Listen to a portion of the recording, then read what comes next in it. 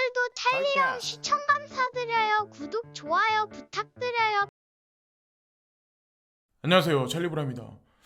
월요일 날부터 일요일 날 새벽까지 저희 이제 아침마다 이제 전 세계 뭐 정치 경제, 특히나 이제 크립토 시장하고 엮어서 매크로적인 방향성을 이제 제시해 드리려고 하고, 저도 마찬가지로 저를 위해서 이제 이 뉴스를 보기 시작한 게 이제 유튜브 영상을 만들게 된 건데, 제일 뉴스가 없을 때가 언제냐면 딱 오늘 새벽이에요. 월요일 날 이른 새벽. 이때가 일주일 중에 가장 뉴스거리가 없어요. 근데 오늘 몇 가지 중요한 소식이 있어요. 그래서 그거를 이제 영상 중간에 보시면, 아, 대충 흐름이 어떻게 됐겠구나. 이 사람이 지금 찰리 브라운이 지난 일주일 동안, 지난 한 달 동안 얘기했던 거랑 지금 오늘 제가 영상에서 말씀드린 거랑 같이 이제 엮어서 보시면, 아, 향후에 흐름이 어떻게 되겠구나. 아마 예측을 각자 아마 하실 수 있을 거라고 저 이제 생각을 합니다. 첫 번째는 뭐냐면, 이게 RSI거든요. 이게 뭐냐면 2018년도에 365일 동안 하락이었어. 근데 지금 현재 상황이 뭐냐면 2021년 고점을 찍고 2022년 지금 상반기죠. 지금까지 504일 동안 하락을 했다는 거죠. 그러니까 사실 2018년보다 더 힘든 장세요. 더 많이 심리적으로 대중 투자자를 더 힘들게 만들고 있는 지금의 장세라는 거죠. 그리고 이 장세가 2018년에 끝났을 때 거대한 상승이 도래를 했었어요. 급작스럽게. 그래서 향후에 이게 지금 같은 뭐 이도저도 아닌 상황, 그리고 힘든 하락세가 언제까지 갈진 모르겠지만 이런 상승이 온다면 결국엔 뒤통수를 치는 거죠. 네, 또다시. 하여튼 잘 지금 견디셔야 되고, 심리적으로 멘탈을 잘 유지를 하셔야 되고, 크립토 시장이 망했다라고 이제 하시는 분들도 있고, 미디어가 또 그거를 동조해서 여론몰이를 하는데 절대로 거기에 이제 속아 넘어가시면 안 돼요. 예. 지금 단기간 우리가 심리적으로 힘들 뿐이지, 이 고통만 잘 견뎌내면 남은 뭐 여러분들 인생을 더 행복한 어떤 그런 걸 지내실 수 있는데, 이거를 못 버티면 진짜 남은 인생을 진짜 후회할 일이 생길 수도 있거든요. 저희 이제 그렇게 생각을 하거든요. 크립토 시장이 떨어지는 것도 되게 가파르고 빨리 떨어지지만 상승을 해도 우리가 생각하는 것보다 상상 이상으로 빨리 올라가요. 그렇기 때문에 그런 거를 몇 번 경험을 하신 분들은 아마 제가 이걸 반복해서 말씀드리면 아마 인지를 하실 거고, 그리고 왜 그러냐면 이런 지표들을 보면 이거 비트코인 도미넌스거든요. 상부분에 있는 게 비트코인 도미넌스, 그리고 밑에 있는 거는 RSI인데, RSI가 지금 고점 영역을 벌써 넘은 지가 되게 오래됐어요. 비트코인은 하락한다고 하더라도 비트코인보다 알트코인들이 엄청나게 많이 하락해 있는 현재 상황이잖아요. 이 지점이 자 고점을 찍었을 때 몇 번이 지난 3번이 있었어요.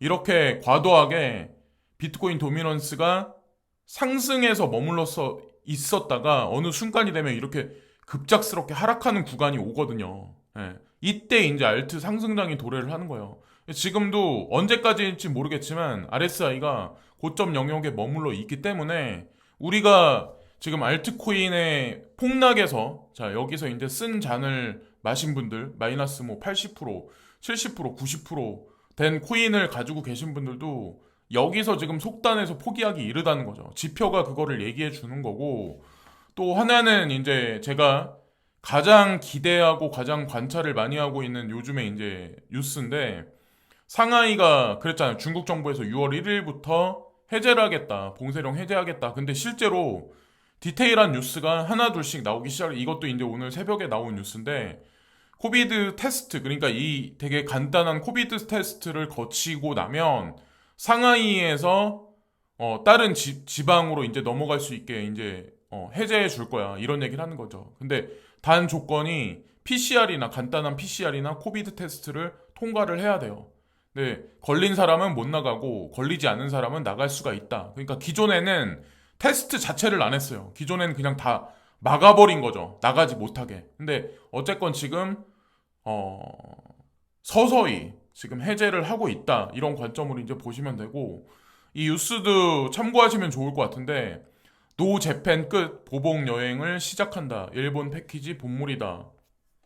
이 뉴스가 나왔는데, 그러니까 어떤 분들은 이 코인 채널인가 이렇게 뭐 혼동하시는 분들이 있어요. 그러니까 이게 저는 이런 어떤 전반적인 상황을 볼 때 개별적인 코인으로 접근해서 아 이거 오늘 좋습니다. 이거 내일 내립니다. 이런 게 아니라 전체적인 분위기를 봐야죠. 지금 전 세계 정부는 지금 이 코로나에 관해서 스탠스가 어떤가? 그럼 인프라는 회복이 될 건가? 가장 중요한 거 첫 번째가 중국이고 일단 서서히 해제되기로 했고 일본도 마찬가지로 코로나에 관해서 엄청나게 봉쇄를 많이 했었어요. 기존에는 아마 제가 알기로는 지난달까진 그랬던 걸로 알고 있었는데 일본이 코로나19 팬데믹으로 막았던 단체 관광을 시작으로 2년 만에 관광객 입국을 재개하기로 하면서 올 여름 일본 여행이 특수를 맞을 것으로 보인다. 그래서 27일 업계에 따르면 자 여기 보세요.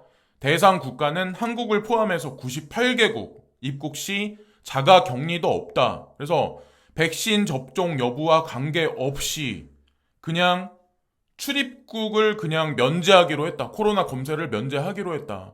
전면 그냥 오픈하겠다는 얘기죠. 그리고 일본은 현재 1만 명 수준인 하루 입국자 상한선도 다음 달, 그러니까 6월 1일부죠. 6월 1일부로 2배로 늘릴 거다. 2만 명으로 늘리기로 했다. 어쨌건 좋은 거죠. 그리고 디테일한 또 하나인데 뉴스인데 중국 뉴스인데 상하이 6월 1일 0시부터 전염병 예방이 명확한 공공장소에 출입하고 대중교통을 이용하는 사람은 72시간 이내 음성 핵산 증명서를 소지해야 합니다. 그래서 랜드마크에는 비즈니스가 고객을 맞이하기 위해 문을 열었고 5월 22일부터 푸동에 163개 버스 노선이 복구되었고 내일 151개 노선이 복구되어 지역 간 노선을 제외한 모든 버스 노선이 복구가 됩니다. 그래서 서서히 풀어주고 있는 건 맞아요. 거짓말하는 게 아니라 이런 뉴스가 실질적으로 지금 나오기 때문에 대중교통을 노선을 다시 열어준다 이런 얘기가 나오니까 그래서 기대를 끝까지 희망을 버리지 마시고 그리고 여기 보시면은 비트코인 가격이 나와 있고 이 지표는 크립토컨트 주기영 대표가 만들어낸 크립토컨트 그 온체인 지표인데 여기 나와 있는 거대로 고래가 여기 뭐 헤엄치는 어떤 그런 형상이 여기 아이콘이 나와 있잖아요. 근데 이게 무슨 아이콘이냐면 베어마켓 2018년에 베어마켓이 있었을 때 그때에 비해서 자 그리고 코비드 19가 창궐했을 때 그때에 비해서 지금 현재 상황에 고래들이 많이 매집을 하고 있다. 비트코인을. 이 지표를 얘기를 하더라고요. 이거는 주기영 대표가 이제 크립토 컨트에 발표한 거를 저희 이제 그대로 전해드리는 거고, 여기 되게 높게 솟아있죠.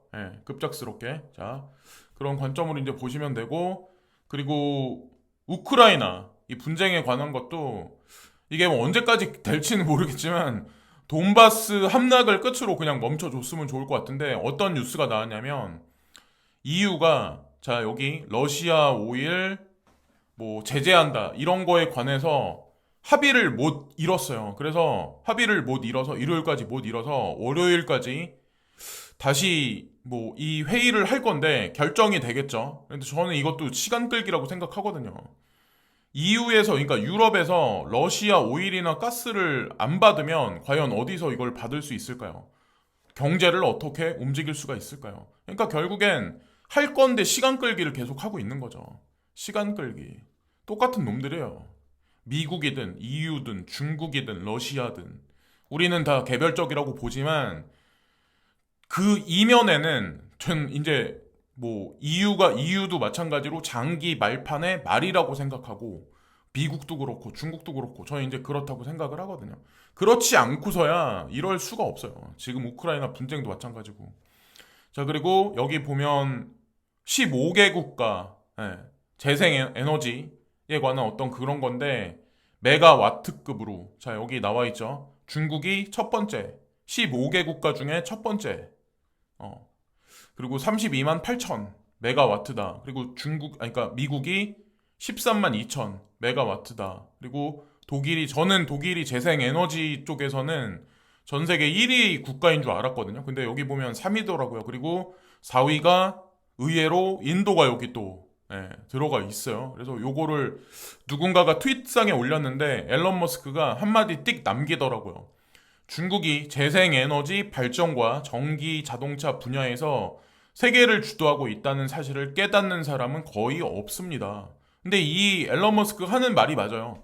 중국이 가장 진보에 있어요. 사실은 인공지능, 자, 인공지능이든 아니면 블록체인에 관한 인프라망이든 사실은 전 세계에서 가장 앞질러 있어요. NFT는 수용한다라고 얘기하고 코인은 안 받아들인다고 말장난하고 있지만 결국엔 오픈할 거고, 전기 자동차 분야도 마찬가지고 4차 산업 혁명 분야에서는 중국이 아마 가장 선도에서 움직이는 걸로 알고 있어요. 앨런 머스크가 그거를 인정하네요. 여기 글이 써진 것 같이. 그리고 중국에 대해 어떻게 생각하든 이것은 사실일 뿐입니다. 그래서 많은 사람들은 중국이 곧 망할 거야, 뭐 어쩌고저쩌고 말하는 사람들이 많지만 2030년까지 큰 틀의 프레임으로 봤을 때는 그게 맞는 거죠. 그래서 저도 중국 코인하고 이제 관련해서 투자를 했었던 거고, BSN하고 관련한 거를 저도 채널 영상에서 많이 언급을 드렸던 거고, 어쨌건 끝까지 포기를 하지 마세요. 중간에 뭐 페이크적인 그런 게 되게 많기 때문에 그걸 또 한 가지 말씀드리고 싶고, 그리고 뱅크 오브 러시아, 그러니까 러시아 중앙은행인데 여기서 이제 디지털 루블을 발간하기 위해서 그 노력을 하고 있다. 근데 이게 제재에 의해서 지금 그게 앞질러질 거다, 뭐 이런 얘기가 있더라고요. 그래서 제가 이 기사를 읽어보면 어떤 게 있냐면, 원래는 2024년에 계획돼 있어요, 러시아 중앙은행에서. 근데 이거를 2023년으로 앞당길 거다. 제재가 가해지면서라는 얘기가 있었거든요. 그래서 어쨌건 이것도 그냥 참고적인 관점으로 보시면 되고, 전 세계가 어쨌든 이 CBDC, 그러니까 개별적인 국가의 뭐 자국 통화, 그러니까 한국은 뭐 원화든 아니면 뭐 러시아는 루블이든 뭐 중국은 위엔화든 이게 이렇게 되지만, 결국에는 원 커런시를 위해서 한 발 한 발 지금 나아가고 있는 거죠. 개별적인 국가의 CBDC가 아니라 CBDC와 CBDC가 딱 연결되게 되면 결국엔 전 세계는 그렇게 될 거예요.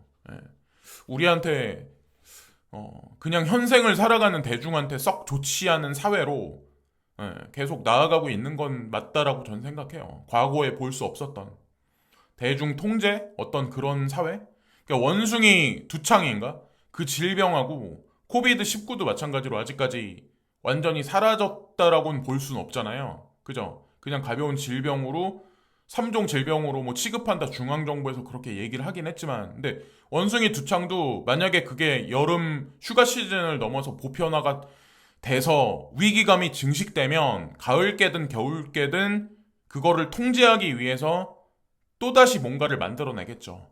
그 연습 과정을 지금 어떤 이런 질병을 통해서 지금 하고 있는 게 아닐까. 거기에 이제 블록체인이 개입이 돼 있겠죠. 우리는 코인 투자해서 블록체인 뭐 산업의 부흥과 뭐 어쩌고저쩌고 해서 돈을 벌면 좋긴 하지만, 사실 뚜껑을 열어보면 사실 이면에는 그런 것들이 있지 않나라는 생각을 하게 됐고, 쉘비라는 분인데 오랜만에 이 차트를 가지고 왔어요. 그래서 뭐 비트코인이 37,000달러까지 올라갈 거야, 어느 정도 시간을 두고. 그래서 이분 말이 100% 맞지는 않겠지만 일단 그냥 뭐 보여드리는 거니까 그냥 참고적인 관점으로만 보시면 되고, 어저께 돈 알트라는 분 같은 경우는 그랬죠. 본인이 보기에 월봉 캔들이 35,000달러 위까지 마감이 안 되면, 이번 달 말까지, 그러니까 31일까지 마감이 안 되면 본인은 더 이상 시드를 넣지 않겠어라고 언급을 했었죠. 저도 마찬가지로 사거나 팔거나 하지 않아요. 지금 현재 상황에서. 자, 그리고 여기 보면 하모닉 패턴. 하모닉 패턴이야. 지금이 쉘비는 지금 현재 상황이 하모닉 패턴이야. 그래서 이렇게 될 가능성이 있어. 이분은 이렇게 언급을 한 거고, 그리고 마지막에 이제 제가 한 가지 말씀드리고 싶은데, 바이든 총기 소유 강력 규제, 트럼프 무장해서 악에 맞서야, 정반대죠. 민주당과 공화당이. 근데 제가 이제 한 가지 말씀드리고 싶은 게 11월 중간 선거가 있어요. 11월 중간 선거. 그래서 대중 지지율을 끌어올려야 되는 현재 상황이에요. 근데 만약에 11월 전에 9월이든 10월이든 뭐 여름 휴가철이든 만약에 미국에서 총기 대규모 테러 사태가 발생이 된다. 그러면 바이든 쪽으로 바이든 쪽에 총기 소유 강력 규제 쪽으로 치우쳐서 이 공약이 먹힐 확률이 높죠. 그럼 지지율이 올라갈 거고. 예. 근데 지금 현재 상황이 여러분도 아시겠지만 뉴스를 아침에 뭐 식사하시면서 보시건 아니면 저녁에 퇴근하시면서 유튜브를 보시건 아마 여러분들 아시겠지만 전 세계가 사회 혼란이 심화되고 있는 현재 상황이에요. 먹고 살기 힘들어지니까 점점 밥그릇 뺏기 싸움이 점점 치열해지니까 우리나라뿐만 아니라 전 세계가 그런데 그러면 거기서 별의 별 사람들이 다 있죠. 근데 미국은 총기 소지가 허가된 나라죠. 그럼 그런 사람들이 많이 발생이 되면 점점 혼란해지죠. 총기 테러가 발생될 수밖에 없어요. 자연적으로. 예, 그러면 바이든 대통령이 얘기하는 여기에 힘이 더 실릴 확률이 높지 않을까라는 생각을 합니다. 이것도 또한 대중한테 별로 좋을 게 없어요. 사실은. 예, 대중한테 총을 가져간다? 총기를 규제한다? 그거는 사실 알고 보면 자유를 뺏는다? 라고도 볼 수 있는 거거든요. 사실은. 한편으로 봤을 때는. 그래서 오늘도 이런저런 말씀을 드렸는데 코인에 관해서는 뭐 직접적으로 언급드린 건 없는 것 같아요. 그럴 만한 뉴스가 없고 일단 중국이 디테일하게 서서히 아주 천천히 오픈을 하고 있다는 거. 예, 팩트적인 사실이기 때문에 거기에 희망을 걸면서 이번 영상도 마치겠습니다. 자, 오늘도 시청해주신 많은 분들께 고개 숙여 감사를 드리고요. 끝까지 희망을 잃지 마시고 이렇게 막 하락세가 있다가 조금 더 떨어질 수도 있지만 어쨌건 급작스럽게 올려놓을 가능성이 시간이 지나면 지날수록 여름부터 해가지고 가을께 쪽으로 점점 높아지지 않을까라는 생각을 합니다. 지금까지 찰리 브라운이었고 오늘도 즐거운 하루 되세요. 감사합니다. 오늘도 찰리형 시청 감사드려요. 구독, 좋아요 부탁드려요.